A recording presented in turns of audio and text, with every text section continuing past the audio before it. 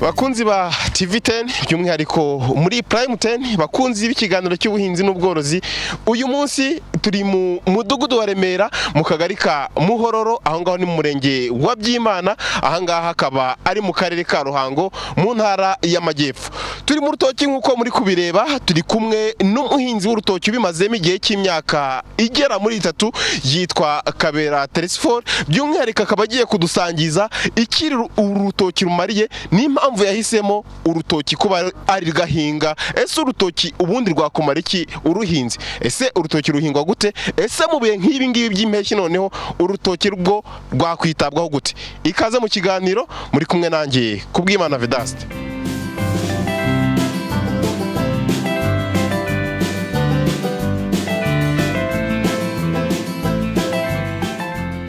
Nagira ngo dutangire iki kiganiro usangiza abakunzi ba TV10 ese ibitekerezo byo guhinga urutoki byaje bite, wahereye kuki? Murakoze. Ntangira guhinga urutoki nashatse igikorwa cyanteza imbere kubera ko nabona urutoki ari rwo rwihuta mu kuzamura urugo n'ubukungu bw'urugo. Natangiriye ku nsina 200 mbona zirafashe, ariko yenda gataho nsubiye inyuma gato. Ifumbire niyo abanje kujya ingora, noneho natangira norora n'ingurube kugira ngo mbone ifumbire, noneho hajya gwa n'abaturage nabo ifumbire. Bonye rubaye rwiza, ndongera kira izindi 200 hari hakunya ndi buhabereke, noneho nkajya mpana abaturage imibyari kugira ngo tuse nkaho tugira insina z'ubwoko bumwe. Nahaye imbuto abaturage kugira ngo dukumire kabore iza mu nsina zacu. Cyane nk'insina zaba gashangara urazizi ko zarwaye. Nicyo kintu nabikoreye, nkomeje umushinga wanjye nkava nti akazi nkora ntaho kantunga konyine, urugo rushobora kugira ikibazo nkiyambaza urutoki. Nubwo urwego nabikozemo nkaba numva nanakomeza nkagira insina nyinshi. Urambwira uti nabonye ko urutoki rwunguka rushobora guteza imbere, bisa nkaho hari ahandi waba warabikopeye. Nabikopeye ahantu muri Shyogwe, niho hahereye rabu yabanje gutuburira izi nsina za fiya. Izi ngizi turimo kureba, izi ngizi ziri ruhande rwacu ni 25 n'iza 14 nibuzibereke nazo. Noneho mbita nzigura, naraziguze imijyana nariguze. Mbe ukuntu zimeze neza kandi babibona ukuntu ziba zibyushye zitandukanye n'agashangara. Ni urwego naziteyemo, numva nzikunze n'ubu kandi zikunze. Wakomeje kudusangiza ku bwoko n'ubundi bw'izi nsina, ariko uko nabonye ari insina hanini z'imineke cyangwa se ushobora kwengamo urwagwa cyangwa se kwengamo umutobe, ariko ntabwo nigeze mbona insina izi ngizi zivaho ibitoki dushobora kurya cyangwa se dushobora guteka iwacu mu rugo. Ni ukubera iki wahisemo ubu bwoko bw'insina? Wenda unatubwira ubwoko bugiye burimo muri izi nsina. Nahere kuri izi ngizi kuko rizo zagiraga umusaruro utubutse, kandi cyane kuba hano ntahegereye izo ziribwa bakunda kuziba, bigatuma ntazi hagaciro cyane, ariko narazitangiye maze kugira insina 40 ndi buzibereke nazo. Ubwoko bw'insina warumbajije, izi ni 25 na 17 n'amoko abiri. Iyo uvuze 15, 17, 25 hari udahita bamenya n'ikigero cyo zitubuyeho. Iyo zina ryazo niko ndizi muri lab niko bazitubwira. 25 na 17. Izo 17 zibyara imineke zikabyara n'umutobe, nta mbyangombwa banazirya, ziraribwa nta kibazo. Hanyuma rero umuntu noneho watubwiye ko watangiriye ku nsina 200, utangira ifumbire bikugoye. Icyo gihe byagusabye igishoro kingana iki mu kurwana n'izo fumbire, mu kurwana no kubona ibyo byana by'insina? Byagutwaye ibingana iki? Nakoresheje 350 ibyo natangije. Bimfasha gutera imbuto n'abahinzi n'ifumbire. Ubugeze ku nsina zingahe rero? Nangize ku nsina 800. Uko biri kose birumvikana ko insina zigenda ziyongera, ntekereza ko n'umusaruro byaba ari uko, ariko noneho umusaruro nkibaza nese mubonaho mujyana? Turahabona. Imineke barayigura, umutobe bakawugura, noneho nenga n'urwagwa nago nkarugurisha. Icupa ry'urwagwa ndugusha amafaranga 1000. nacyo cy'ibitoki igurisha 120 ibyo by'imineke. Nabashije kugira abana banjye 5, 2 barangije, ubu ndahira abandi 3 rukamfasha no mu buzima bw'urugo, kuko urabona aha ngaha nta myaka yindi hera, mbasha kuguramo ibishyimbo n'ibindi bitunga urugo, kwiba nagura utwenda tw'umwana, umudamu, mbega urugo rukagenda neza rudasubiye inyuma. Nkabasha no guhemba abahinzi bampinga indi mirima inyuranye n'abakora muri urutoki, nkongera bikamfasha mu buzima busanzwe, gutanga mitiweli ku gihe, nta kibazo ngira byo gutanga mitiweli ku gihe, bikamfasha mbega no kutagira ukwigunga. Hanyuma noneho rero uko biri kose ni byiza n'abakurikiye ikiganiro cy'ubuhinzi n'ubworozi by'umwihariko twagira aha ngaha mu by'Imana bari kubona ko insina zifite umumaro. Hanyuma noneho tujye ku mbogamizi.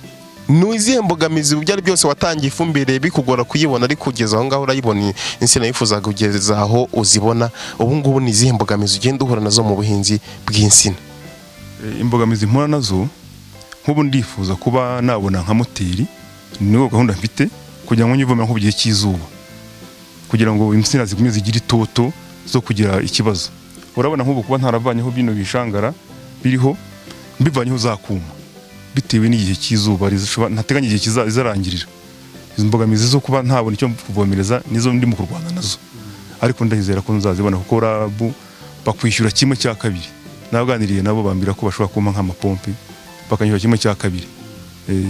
Ibyonnyi byo bihagaze bite? Ibyonnyi bikunda kujya munsi n'abantu bakavuga bati mwe muretse dushobora gushya, zishobora kuzamo kabore, zishobora kuzamo za ndwara zitwika, ugasanga insina yatangiye guhira mu mwumba.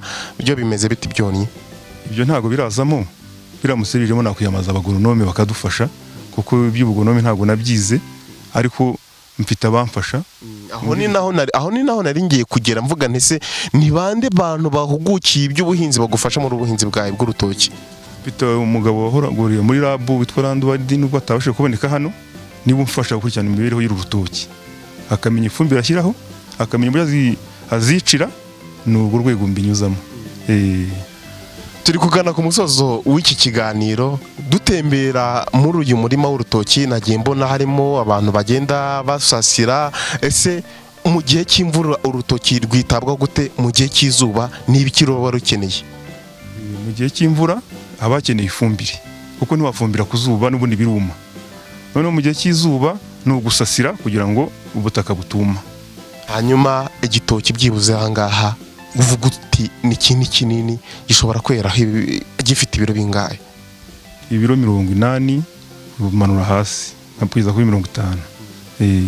Hanyuma rero noneho nakwibaza ngo uru rutoki wakoze gutya, ni iki wagira inama abandi bahinzi cyangwa se abandi baturage? Birashoboka ko nabo bagira urutoki rumeze nk'uru cyangwa runisumbuyeho, gira icyo basangiza.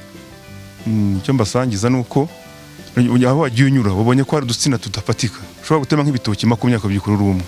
Nifuza ko batera urutoki kuko nibwo rugira umusaruro ufatika, kandi nyambo benshi njya mbibashishikariza abanye hagiye bafite insina hafi ya bose baduturanye, nagiye mbaha ibyana batanaguze, kugira ngo mbashe kuba nabazamura nabo bagere ku rutoki nk'uru rwiza.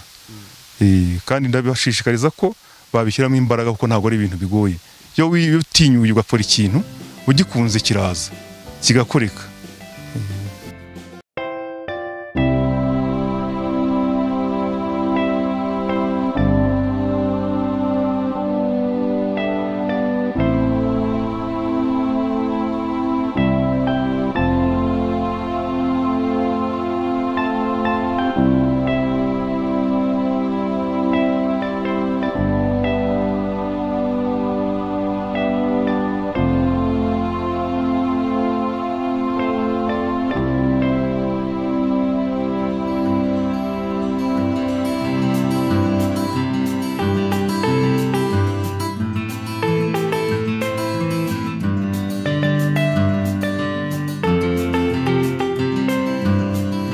Bakunzi ba TV10 by'umwihariko bakunzi b'ikiganiro cy'ubuhinzi n'ubworozi, ikiganiro twagiraga hano mu mudugudu wa Remera by'umwihariko akaba ari mu kagari ka Muhororo, akaba ari mu murenge wa Byimana mu karere ka Ruhango, ari mu ntara y'Amajyepfo.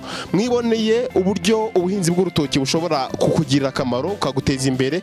Mwabonye ko uyu muhinzi Kabera Telesphore yatangiriye ku nsina 200 akaba ageze ku nsina 400. Mwabonye ko izi nsina ziri mu bwoko bubiri, harimo iza 25, harimo iza 17, iza 25 ushobora gukuramo umutobe cyangwa se ukengamo urwagwa, iza 17 izo ushobora kuzikuramo ibyo byombi cyangwa ukaba wanakuramo imineke ukabasha kuba wayirya. Hanyuma mwabonye ko ubu rutoki rufite uburyo bwa tekinike ruhingwamo, kuko utagomba kurwegereza ubutaka, insina ntuyegereze ubutaka kugira ngo noneho ugende bwa butaka ubwigizayo, insina ibashe gukura hariya mu nguri. Mwabonye yuko insina iba ifite amatako manini. Hanyuma kandi nanone mwabonye ko izi nsina zifite inzego. Izi nzego nkuko twaganiriye n'uyu muhinzi, ni inzego udashobora gupfa kubona kuko byibuze rwego rumwe rufite igiciro cy'amafaranga 200. Rero ni byiza gutera ishyamba kugira ngo naza nzego ubashe kuzibona. Hanyuma n'ubwatsi buzisasizwa, nuvuga ngo iri saso ry'izi nsina rishobora kuba watera ubwatsi noneho ryasaso ukaribona, ariko ushobora no kuyigura. Bivuze ngo ubuhinzi n'ubuhinzi bw'ishoramari, ntabwo ari ubuhinzi ubwo ari bwo bwose bushobora kuba ari bwa bundi bugutunga wenyine, ahubwo n'ubushobora kugira akamaro.